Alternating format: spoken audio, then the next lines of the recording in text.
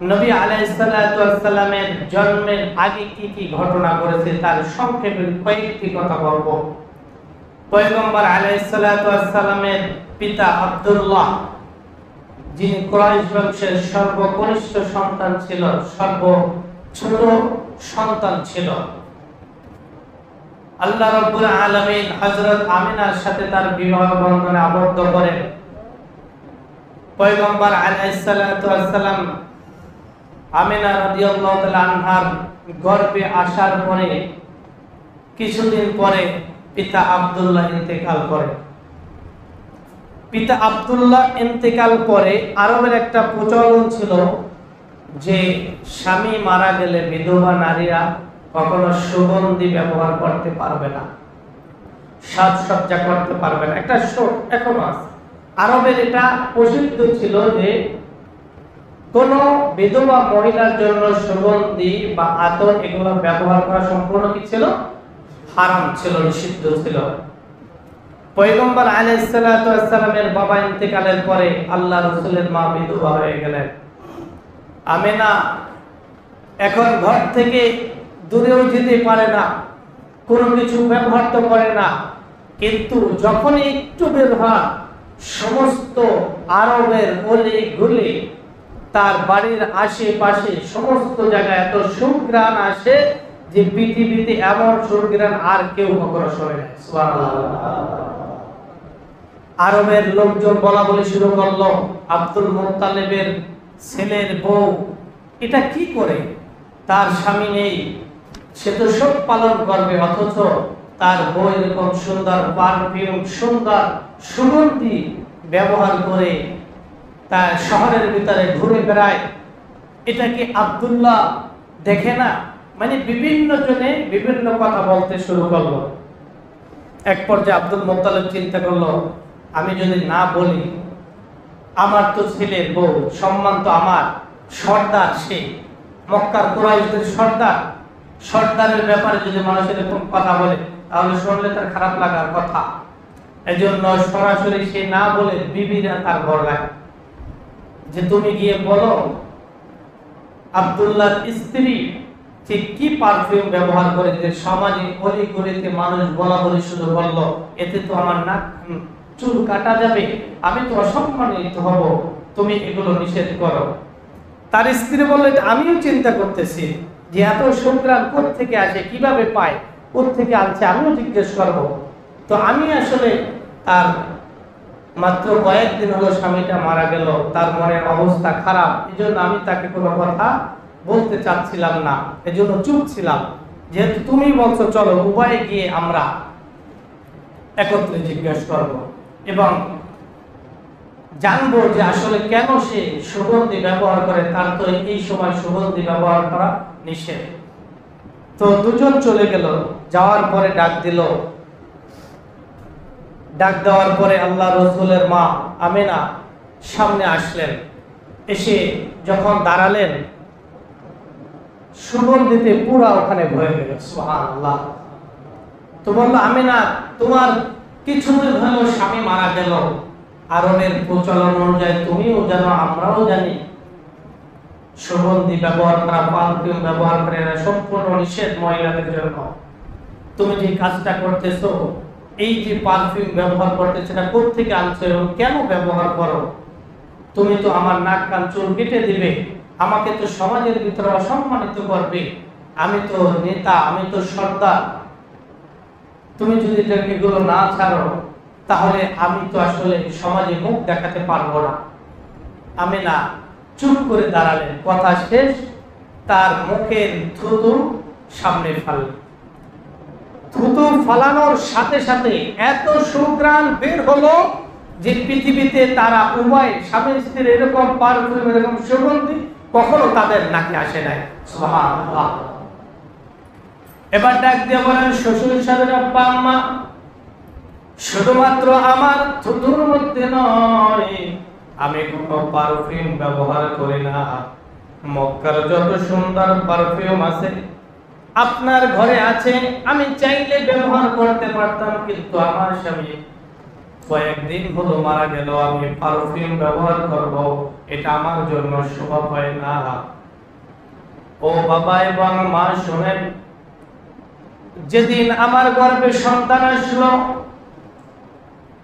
সেদিন থেকে আমার শরীর থেকে এত সুঘ্রাণ বের হতে আরম্ভ করলো যে পৃথিবীতে এত সুঘ্রাণ আমার জীবদ্দশায় আমি দেখেছি, শুনেছি, নাকের কাছে নিয়েছি, কিন্তু এরকম সুগন্ধি আমার জীবদ্দশায় কখনো পাই নাই। সুবহানাল্লাহ। পাবে কিভাবে? এই সুগন্ধিটা কার? আল্লাহর না, নবী পয়গম্বর আলাইহিস সালাতু ওয়াস সালামের, তার গর্ভে দোজাহানের বাদশা, এজন্য এই সুঘ্রাণ আল্লাহ তাআলার পক্ষ থেকে আসতেছিল। সুবহানাল্লাহ। শুধু এটা নয়, আমার গর্ভে সন্তান আসার পরে আমার ভিতরে, আমার কবরে, আমার ললাটে এমন একটা আলো, এত একটা জ্যোতি আসলো, যেই জ্যোতি দ্বারা পারস এবং রোম সাম্রাজ্যের সব কিছু আমি দেখতে পাই। শুধু এটা নয় মা, আমি যখন পানি আনতে যেতাম আগে তখন রশি দিয়ে তুলতে হতো, আর এখন যখন আমার গর্ভে সন্তান আসলো, এখন আমি যখন কূপের পাশে যাই, ওই কূপের পাশে যাওয়ার সাথে সাথে পানিগুলো অটোমেটিক আমার সামনে চলে আসে। সুবহানাল্লাহ। আরবের মহিলারা আমাকে হাত জোর করে বলে, আমেনা, তোমার কলসি আমরা ভরে দেব, তোমার পানি তোমাদের বাড়ি আমরা পৌঁছে দেব, শুধুমাত্র তুমি একটু দাঁড়াও। তুমি যতক্ষণ থাকো ততক্ষণ পর্যন্ত পানি উপরে আসে, তুমি যাওয়ার পরে আবার আমাদের বালতি দিয়ে রশি দিয়ে তারপরে পানি উত্তোলন করতে হয়, কষ্ট হয়। এজন্য আমিনা, তোমার কোনো কাজ করতে হবে না, তোমার কলসি, তোমার মশক আমরা ভরে দেব, বাড়ি পর্যন্ত পৌঁছে দেব। তোমার কাছে শুধু একটা আবদার, তুমি একটু সময়ের জন্য এখানে দাঁড়াও, যতক্ষণ না আমাদের কলসিগুলো, আমাদের মশকগুলো না বড় হয়। সুবহানাল্লাহ। আমিনা রাদিয়াল্লাহু তাআলা আনহা দিনে বলেন, ও বাবা, ও আম্মা জান, শুনেন, পানি তো উত্তোলন হয়, শুধুমাত্র পানি উত্তোলন হয় না, আমার কানের কাছে কে যেন আওয়াজ দিয়ে বলে, আমেনা, তুমি কি জানো তোমার পেটে কাকে তুমি ধারণ করেছো? তুমি কেন এখানে আসছো? শুধুমাত্র তুমি বসে বসে হুকুম দিতে আমরা পানি তোমার দরজার সামনে গিয়ে উপস্থিত হইতাম। সুবহানাল্লাহ। পয়গম্বর আলাইহিস সালাতু ওয়াস সালাম আমিনা রাদিয়াল্লাহু তাআলা আনহার গর্ভে থাকাকালীন সামান্য মহিলাদের যে অবস্থাটা হয়, তাদের আকার আকৃতির ধরনটা যে পরিবর্তন হয়, পয়গম্বর আলাইহিস সালাতু ওয়াস সালামের আম্মা জান বলেন, আমার গর্ভে আসার পরে কখনো আমি এক বেলার জন্য, একটা সময়ের জন্য আমার বমি তো দূরের কথা, বমির ভাবও হয় নাই, এমনকি শারীরিক কোনো পরিবর্তন হয় নাই। কারণ আল্লাহ রাব্বুল আলামিন দোজাহানের বাচ্চা তার পেটে ধারণ করিয়েছেন, দোজাহানের মা যিনি হবেন, দোজাহানের বাচ্চার মা যিনি হবেন, তাকে কোনো রকম কষ্ট দিবেন না। আল্লাহ রাব্বুল আলামিন এটাই চেয়েছেন, যার কারণে অন্য অন্য মহিলাদের গর্ভ অবস্থায় যা পরিবর্তন ঘটে, আমিনার ক্ষেত্রে তা ঘটে না। সুবহানাল্লাহ। আমিনা রাদিয়াল্লাহু তাআলা বলেন, আমার সন্তান গর্ভে আসার পরে কখনো একবারের জন্য আমি বমি করি নাই, কখনো আমার শরীরে দুর্বলতা লাগে নাই, কখনো আমার শরীরের কোনো আকৃতি চেঞ্জ হয় নাই, পরিবর্তন হয় নাই। পয়গম্বর আলাইহিস সালাতু ওয়াস সালামের গর্ভে ধারণ করে যখন হাঁটতেছিল, বসতেছিল, পয়গম্বর আলাইহিস সালাতু ওয়াস সালামের মায়ের কানে কাছে এসে ফেরেশতারা বলতো, তুমি কি জানো আমিনা, তোমার গর্ভে কাকে তুমি ধারণ করেছো? তুমি তো এমন এক মহা মানবকে ধারণ করেছো, যিনি শুধু মানুষের নবী নয়, শুধুমাত্র জিনদের নবী নয়, সমস্ত পৃথিবীর যত মাখলুকাত রয়েছে, সমস্ত মাখলুকাতের নবী হিসাবে তাকে আল্লাহ তাআলা প্রেরণ করেছেন। সুবহানাল্লাহ। এজন্য আল্লাহ রাব্বুল আলামিন বলেন ইমামুল মুরসালিন খাতামুন নবিয়্যিন সাইয়্যিদুল মুরসালিন, পয়গম্বর আলাইহিস সালাতু ওয়াস সালামকে সর্বশেষ সর্বশ্রেষ্ঠ নবী এবং রাসূল হিসাবে ইমাম হিসাবে প্রেরণ করেছেন। আল্লাহ রাব্বুল আলামিন বলেন মা কানা মুহাম্মাদুন আবা আহাদিন মিন রিজালিকুম ওয়ালাকিন রাসূলুল্লাহ ওয়া খাতামান নবিয়্যিন।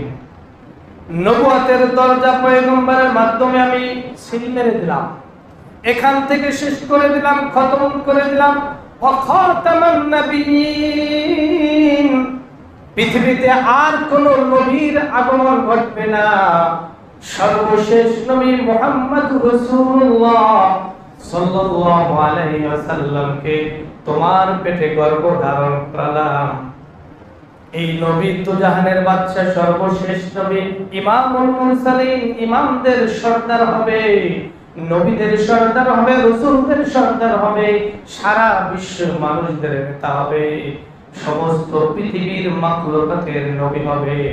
আল্লাহ রাব্বুল আলামিন এই নবীকে এমন ভাবে প্রেরণ করলেন, তিনি বলেন ওয়ামা আরসালনাকা ইল্লা রাহমাতাল লিল আলামিন, শুধুমাত্র মানুষের জন্য রহমত নয়, ওয়ামা আরসালনাকা ইল্লা রাহমাতাল লিল আলামিন, সারা জাহানের জন্য আমি নবীকে রহমত হিসাবে প্রেরণ করলাম। সুবহানাল্লাহ। সেই নবীকে তুমি পেটে ধারণ করেছো আমেনা, তোমার কোনো কষ্ট হবে এটা আমরা চাই না। ফেরেশতারা বারবার বলতেছিল, সুসংবাদ দিতেছিল, আমেনা তুমি কি জানো তোমার গর্ভে কে? তুমি কি জানো তোমার গর্ভে কাকে আল্লাহ তাআলা ধারণ করিয়েছে? এমন একজন পয়গম্বর, যে পয়গম্বরের আগমনে সমস্ত নবীরা একত্রিত হবে। সুবহানাল্লাহ। এবার জন্মের সময় হয়ে গেল। আল্লাহ রাব্বুল আলামিন নবীকে দুনিয়ার জমিনে আনবেন 570 খ্রিস্টাব্দে সোমবার দিন 12 অথবা 9 আটি রবিউল আউয়াল।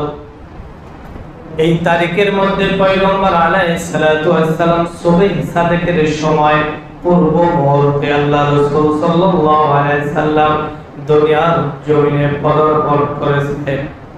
এমন ভাবে পদার্পণ করেছেন, সাধারণ মহিলাদের ডেলিভারির সময়, সন্তান প্রসবের সময় রক্তগুলো বের হয়, অনেক রক্ত শরীর থেকে মাদের বের হয়ে যায়, কিন্তু পয়গম্বর আলাইহিস সালাতু ওয়াস সালাম যখন দুনিয়ার জমিনে তাকে তার দাত্রী আসলেন, শুকনো অবস্থায় একটা ছিটা ফোঁটা পর্যন্ত শরীরে কোনো ময়লা ছিল না। দাত্রী বলে আমি যখন মুহাম্মদকে চিৎ করে শুয়ে রাখলাম, দেখতে পেলাম কে যেন নাভিটা কেটে খতনা অবস্থায় মুহাম্মদকে এভাবে রেখে দিলেন। আর ওই মুহাম্মদকে যখন আমি হাত দিয়ে এভাবে এর পাশে রাখলাম, তখন মুহাম্মদ উঠে আল্লাহ রাব্বুল আলামিনের দুই হাত এভাবে রেখে সিজদায় অবনত হয়ে গেলেন। সুবহানাল্লাহ। জোরে সোরে বলি সুবহানাল্লাহ। জন্মের পরে তার কোনো রক্ত ব্লিডিং কিছুই হয় নাই, এমনকি নাভি কাটার প্রয়োজন হয় নাই। নাভি কাটা খতনা অবস্থায় পয়গম্বর আলাইহিস সালাতু ওয়াস সালাম বের হলেন। বাচ্চারা হলে একটা দুর্গন্ধ হয়, এই দুর্গন্ধটা পর্যন্ত হয় নাই, এত সুগন্ধ বের হলো। দাত্রী বলতেছিলেন পৃথিবীতে আমি আমার হাত দ্বারা অনেক সন্তানকে এভাবে ভূমিষ্ঠ করেছি, কিন্তু এরকম সন্তান আমার জীবদ্দশায় কখনো আমি দেখি নাই। সুবহানাল্লাহ। এরপরে সিজদার থেকে উঠে শাহাদাত আঙ্গুল উপরে তুললেন। জন্মের সাথে সাথে সমস্ত আরবের পাহাড়গুলো থরথর করে কাঁপতেছিল। যেই সমস্ত রাজা বাদশারা ছিল তাদের প্রাসাদগুলো সবকিছু থরথর করে কাঁপতেছিল। এমনকি পয়গম্বর আলাইহিস সালাতু ওয়াস সালামের জন্মের পরে 1000 বছর অগ্নিশিখা যেগুলো জ্বলতেছিল, জন্মের সাথে সাথে সে অগ্নিশিখা অটোমেটিক ভেঙে গেল। সুবহানাল্লাহ। বাচ্চার 14টি পিলার খসে পড়ে গেল, ভেঙে পড়ল। পয়গম্বর আলাইহিস সালাতু ওয়াস সালাম দুনিয়ার জমিনে আল্লাহ তাআলা পদার্পণ করালেন, এইটাই জানিয়ে দিলেন পৃথিবীতে। সেই সময় কাবার ভিতরে 360টি মূর্তি ছিল, সমস্ত মূর্তিগুলো সিজদায় অবনত হয়ে গেল। সুবহানাল্লাহ। পৃথিবীতে যত মূর্তি ছিল সবাই সিজদা করলো, পাহাড় সিজদা করলো, গাছপালা তরুলতা সবকিছু সিজদা করলো। এমনকি আল্লাহ রাব্বুল আলামিন কোন ফেরেশতাকে কোন দিন কোন বিশেষ কোন বিষয়ের জন্য আল্লাহ তাআলা ছুটি দেন না। যেদিন পয়গম্বর আলাইহিস সালাতু ওয়াস সালাম দুনিয়ার জমিনে পদার্পণ করলেন, আল্লাহ তাআলা সমস্ত ফেরেশতাদেরকে ওই দিন ছুটি দিয়েছেন, আর সকলে একজন আরেকজনের সাথে আনন্দে মাতোয়ারা হয়ে উঠেছিল। সুবহানাল্লাহ। এক গাছ আরেক গাছকে বলে, জানো কি আসছে? দুজাহানের বাদশা। এক পাহাড় আরেক পাহাড়কে ডাকতে বলে, এই জানো কে আসছে? সূর্য চন্দ্রকে বলে, চন্দ্র সূর্যকে বলে, তারকাগুলো এক তারকা আরেক তারকাকে বলে। এভাবে আল্লাহ রাসূলের জন্মের পর একজন আরেকজনের সাথে কথোপকথন করলেন, আনন্দ মিছিল করলেন। ফেরেশতারা সমস্ত পয়গম্বরের রূমকে তার বাড়িকে দখল করে আনন্দ উল্লাস করলো। পয়গম্বর আলাইহিস সালাতু ওয়াস সালাম শাহাদাত আঙ্গুল আসমানের দিকে এভাবে উত্তোলন করলেন।